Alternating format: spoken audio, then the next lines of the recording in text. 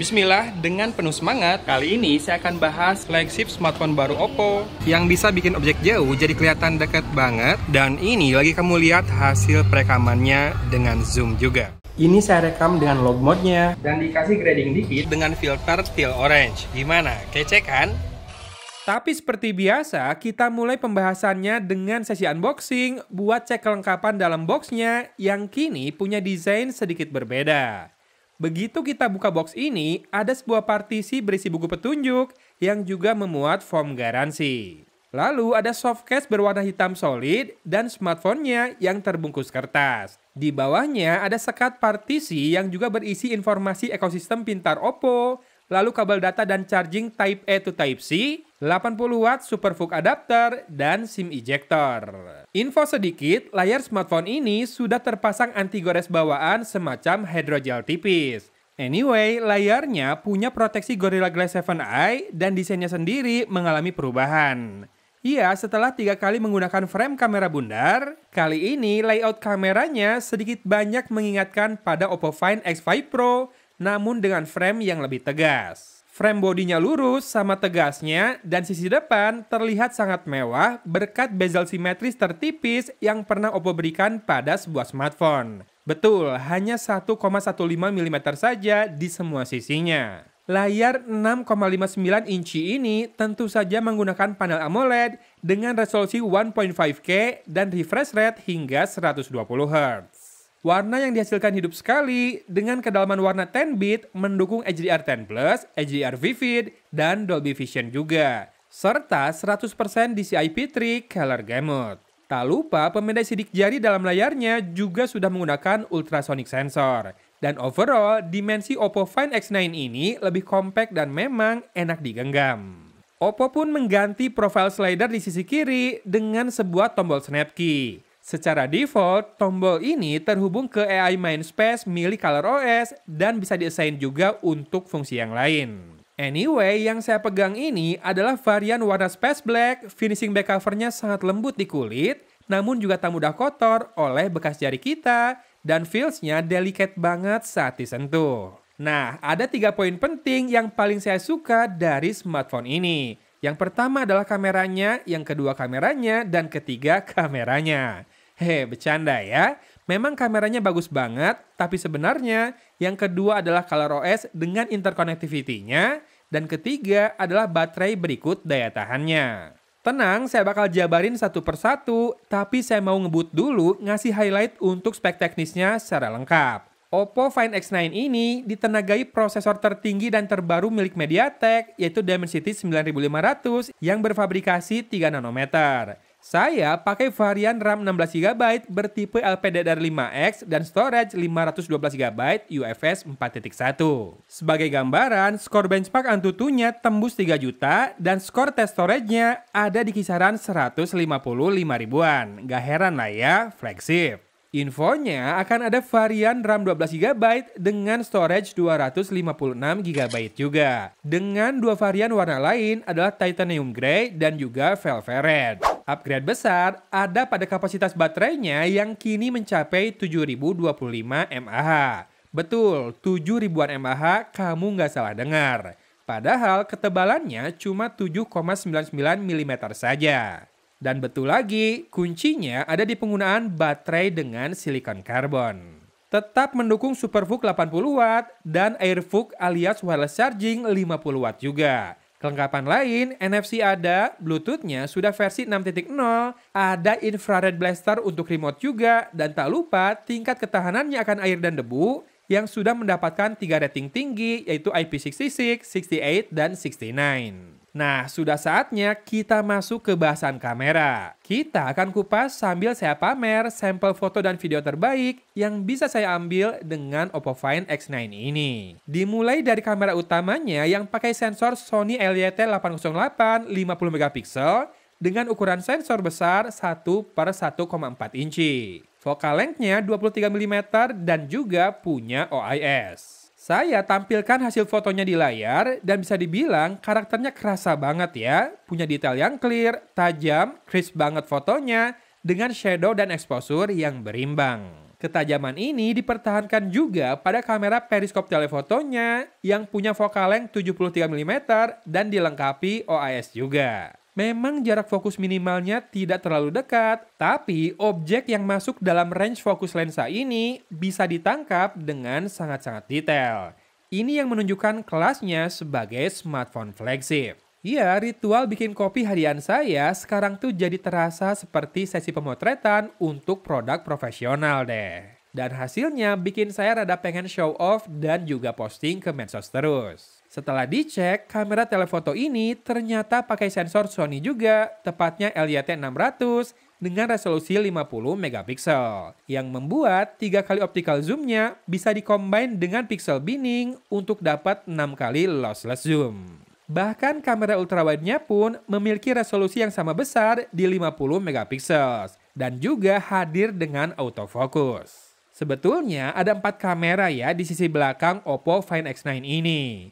Yang terakhir adalah spectral sensor 8 channel yang berguna mengukur temperatur warna agar dihasilkan tone yang lebih akurat.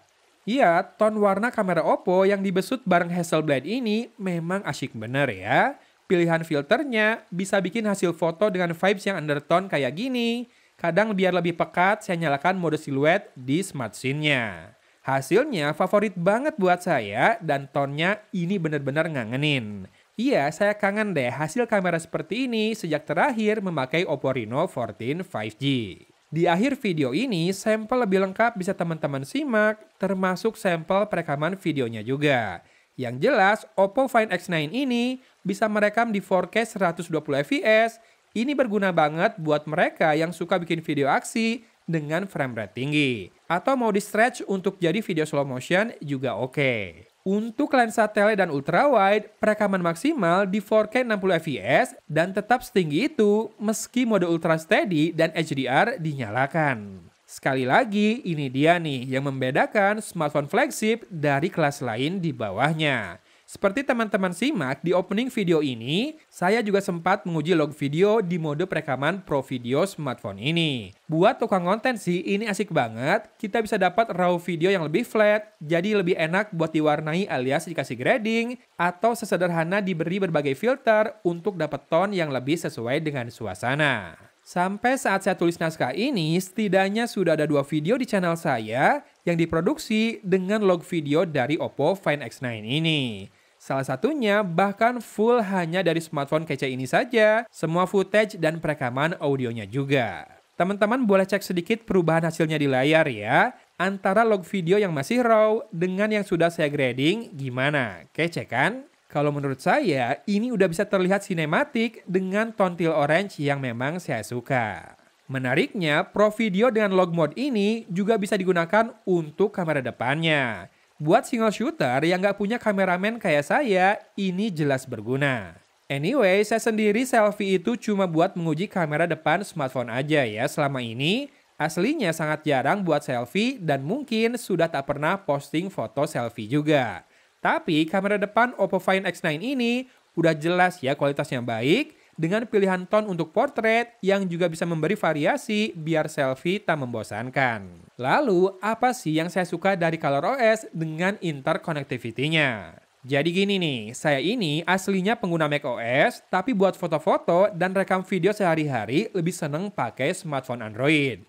Smartphone dan tablet Oppo yang saya punya bisa diakses datanya dengan mudah tanpa colok kabel. Cukup buka aplikasi Oculus Connect di MacBook saya. Serius, setelah kemarin Oppo Reno 11 Pro 5G, kali ini sampel kamera Oppo Find X9 ini pun saya salin ke MacBook via Oculus Connect ini. Sama cepetnya kayak pakai kabel, namun jauh lebih praktis. Kebetulan saya juga nemu betah di layar matte-nya Oppo Pad SE nih. Dan kalau pakai smartphone Oppo juga, saya bisa screencast ke layar tablet ya smartphone-nya kalau memang saya lagi asik kerja di tablet doang. Saya nilai sejak 1 atau 2 tahun terakhir ini, ColorOS merangkak naik ke puncak untuk daftar custom UI Android yang saya sukai. Karena memang fitur dan tampilannya bikin betah, pun experience-nya satset tanpa iklan. Jadi buat para pengguna macOS, kini sudah leluasa untuk menambahkan smartphone Oppo ke dalam ekosistem kerja mereka dan tetap dapat praktis dan juga seamless-nya. Kalau urusan baterai sih harusnya sudah ketebak ya maksudnya. Betul, biasanya kalau memakai smartphone flagship, kita harus menerima efek sampingnya yang lebih sering ngecas dibandingkan smartphone mid-range. Alasannya tak lain karena performa dapur pacu yang digunakan lebih powerful sekaligus lebih haus daya. Loncatan yang Oppo berikan dengan membenamkan baterai berkapasitas 7025 mAh sih rasanya signifikan sekali. Dengan pemakaian casual, smartphone flagship begini jadi bisa dicas 2 hari sekali saja. Dan saya bisa tetap tenang saat intensitas penggunaan meningkat, termasuk pas saya gunakan untuk benchmark, gaming, dan juga banyak tes kamera. Hasilnya masih bisa tembus 24 jam selalu aman. Kabar baik datang dari kompatibilitasnya dengan protokol charging power delivery yang konon bisa menerima hingga 55 watt juga. Saya yang sering pakai charger power delivery dari laptop untuk ngecas smartphone juga jadi merasakan kepraktisannya ini. Iya, ini menambah alternatif pengisian dayanya. Untuk performanya sendiri, ya sesuai kelas dan harganya ya. Flagship kan namanya juga. Experience penggunaan tidak pernah tersendat, lancar jaya membuka aplikasi secara multitasking sekalipun, bahkan main game PUBG Mobile bisa dengan frame rate 120 fps. Dan heat manajemennya juga bagus, jadi meski saya set rata kanan kayak gini, pembuangan panas terasa merata pada frame logamnya, dan Oppo menggunakan Advanced Vapor Chamber Cooling dengan kombinasi thermal gel dan juga grafit. Pada smartphone ini diklaim luas totalnya meningkat 21,6% dari heat dissipation system pada generasi sebelumnya. Jadi meski dipakai main game berat atau rekam video 4K dengan durasi panjang, tidak terjadi throttling atau penurunan performa. Singkatnya, no worry, tetap ngebut tanpa overheat. Wah, gak kerasa ya, udah panjang sekali bahasan kita kali ini. Wajar ya, karena excitement yang saya rasakan sama Oppo Find X9 ini memang beneran wah. Ngomong-ngomong, tahun lalu di video kolaborasi dengan Arinis, saya mendapuk Oppo Find X8 sebagai smartphone yang paling berkesan di 2024.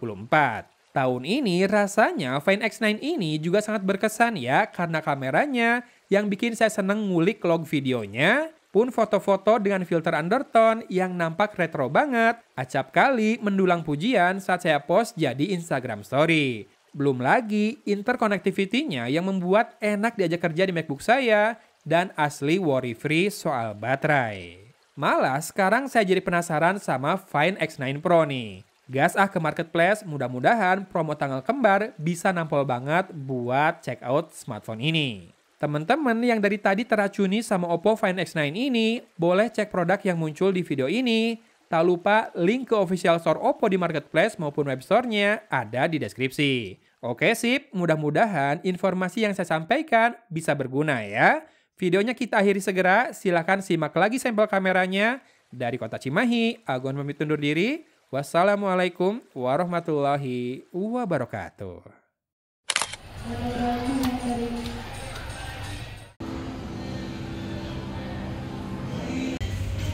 Baru kali ini saya rekam di 4K 60 fps indoor, tapi tetap pede ya dan tetap ngerasa hasilnya stabil kayak gini. Hentakan kaki kerasa nggak pas lagi jalan? Ngetes HDR video di 4K 60 fps.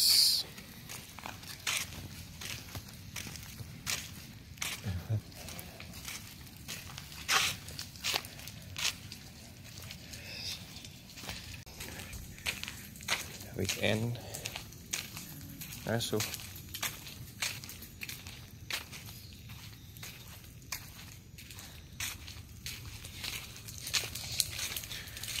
enaknya bisa langsung pindah lensa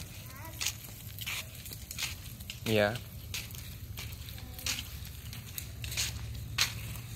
bahkan ke lensa tele juga. Kalau kamera depan, stabilisasi menyala hanya di Full HD 30 fps dan nggak bisa sambil HDR menyala ya. Kayak gini. Tapi yang ini dalam banget. Kenapa dalam banget? Iya, nggak kelihatan apa-apa, nggak ada apa-apa. Ya udah biarin kalau nggak kelihatan apa-apa mah. Jalan lagi, masih cukup stabil juga. Dan bisa menyalakan sound focus ya. Tapi karena di sini nggak berisik, jadi mungkin nggak terlalu kerasa. 4K 30 fps tanpa mode steady dan HDR-nya menyala sekarang ya. Oke. Jadi lebih kelihatan warnanya, lebih bright. Yes. Ayo jalan lagi dan sound focus tetap menyala. Panning, tilting, ada backlight, nggak ada masalah ya.